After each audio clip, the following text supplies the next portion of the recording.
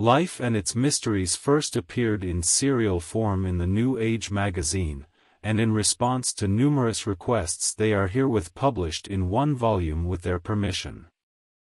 A few revisions have been made and 2 chapters added entitled, Future Life of Animals, and Answers to Questions.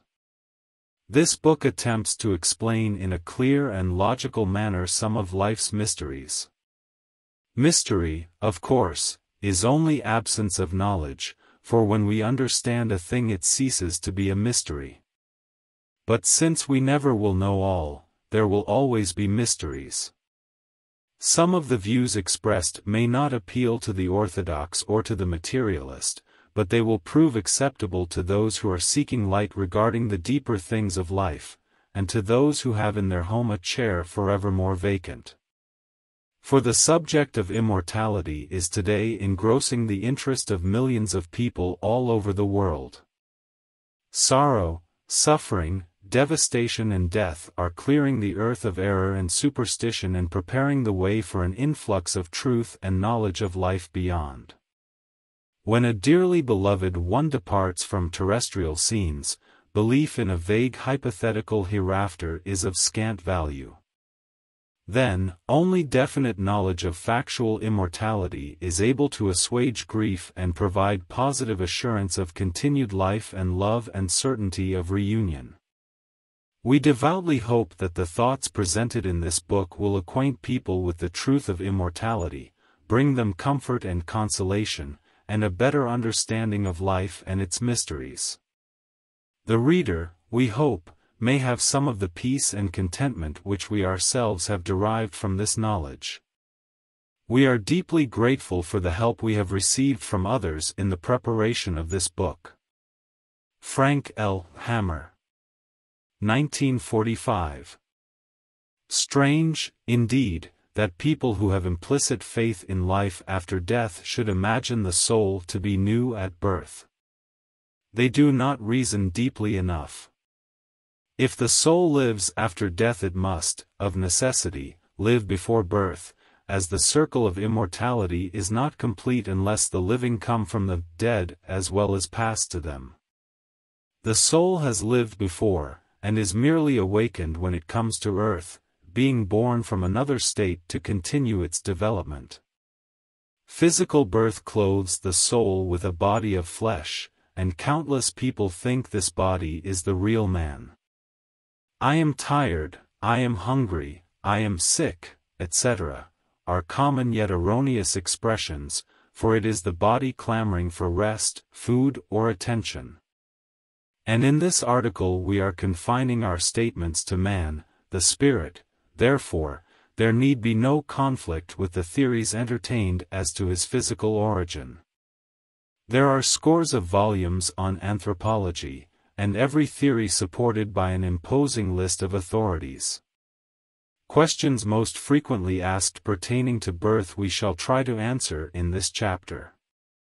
Those who believe that man's ancestry is animal usually ask this question: at what stage of evolution did man come into possession of a soul, and evolve from an animal into a human being?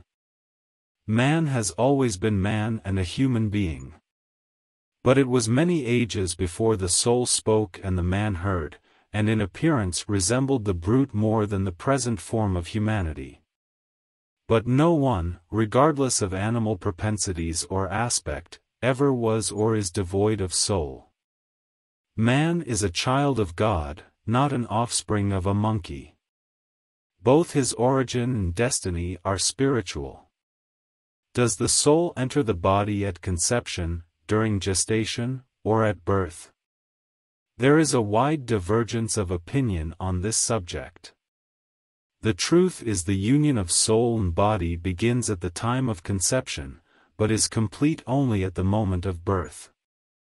The soul is related to the body as a cause to an effect, and is the matrix from which the body is formed. The cry when uttered by the infant announces that memory and thought have united, and that he is now numbered among the living. But it is only by growth and gradual development that he learns the use of his earthly instruments, the brain and the body. Were all souls created at the same time? There is no age to the soul. It was never born, it can never die. It is part of the deity and partakes of his nature, changeless, eternal and indestructible. When occult students say, he, or she, is a very old soul, they have reference to experience and wisdom. On earth the soul acquires experience through its entanglement with matter.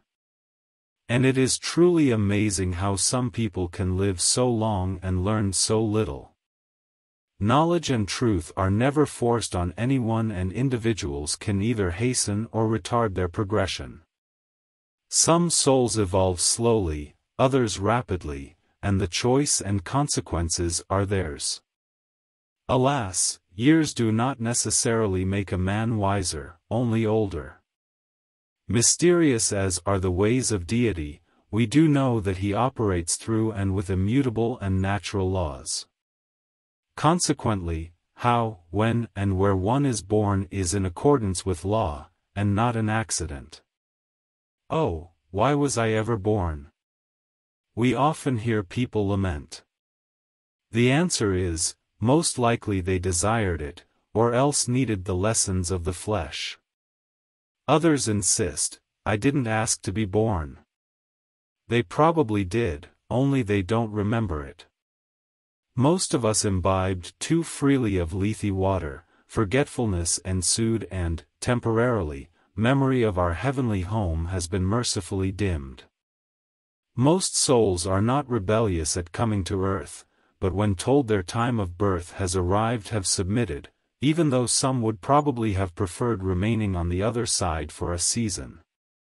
Plato tells us, the soul knows all things, learning is only recollection. He discovered that latent knowledge of mathematics and the sciences could be elicited from unlearned men.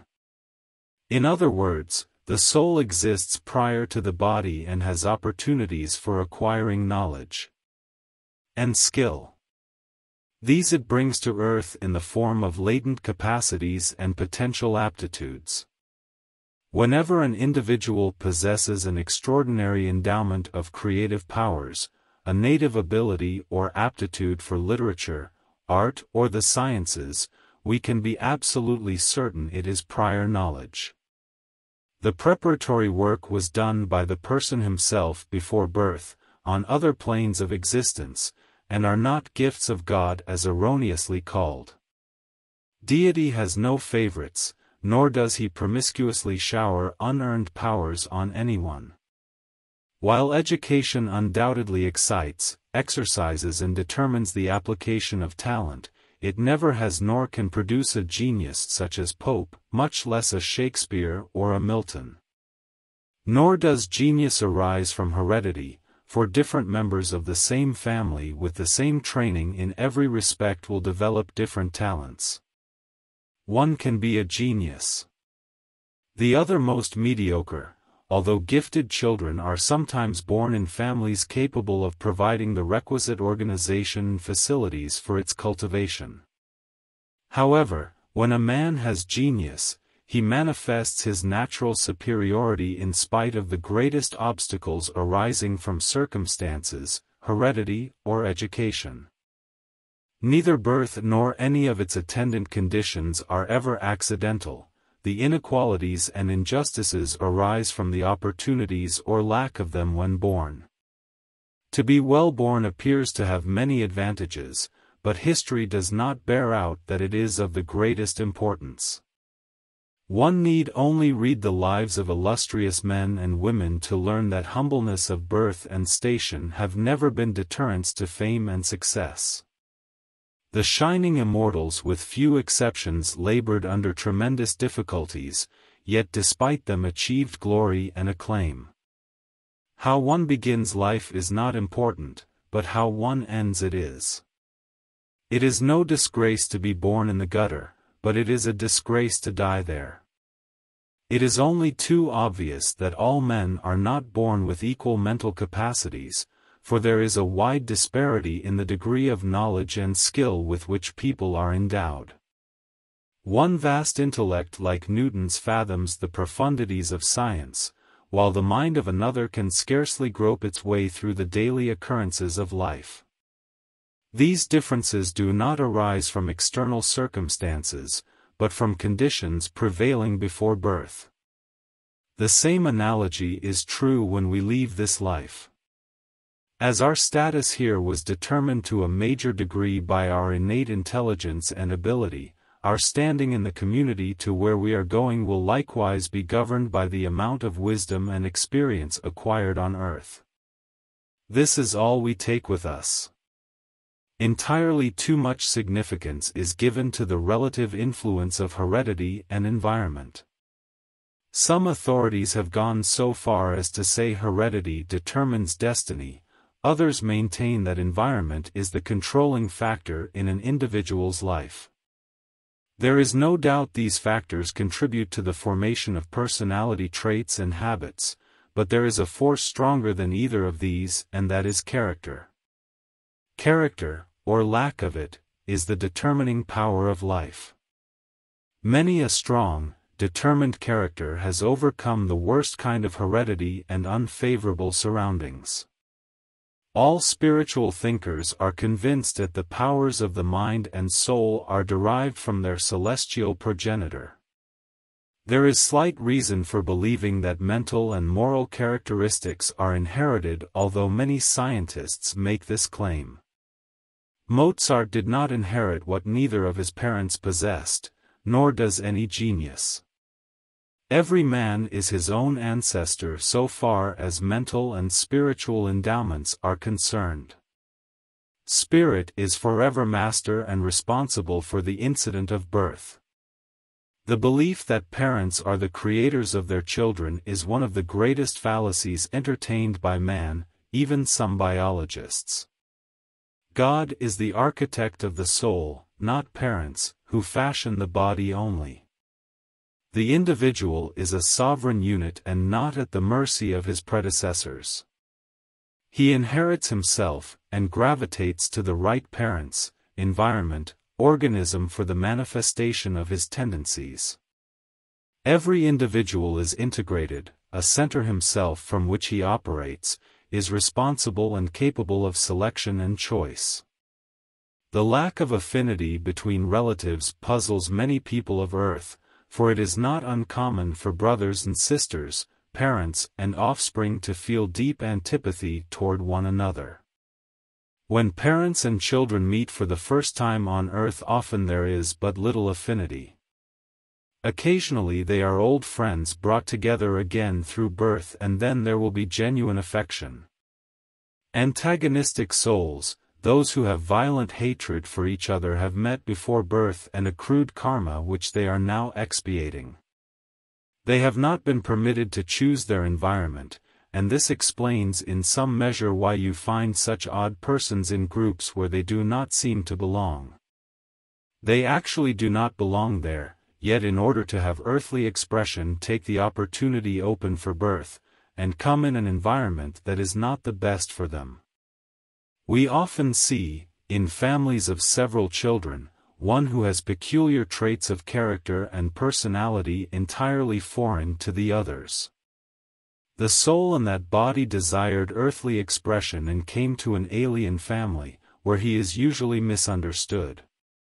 Unfortunately, these odd persons seldom realize that this relationship exists only for the duration of earth life, and that there are no deep, binding ties for such a one. The blood tie has no permanence or significance unless augmented with spiritual kinship. Those who have relatives for whom they feel no affinity should make every effort to discharge whatever obligations were incurred by birth and relationship, thus obviating the necessity of future association. While color and race begin on earth, they often persist for many years after the change called death, for the soul has learned to function through that particular channel. However, all race consciousness is gradually obliterated and the universal consciousness accepted. There is no break in the chain of eternity and no interruption in the law of cause and effect. Not chance but justice rules our life. The soul is not new at birth, and is not much older at death, and will be born many times in spirit that it may attain perfection. Man himself is the greatest mystery of all.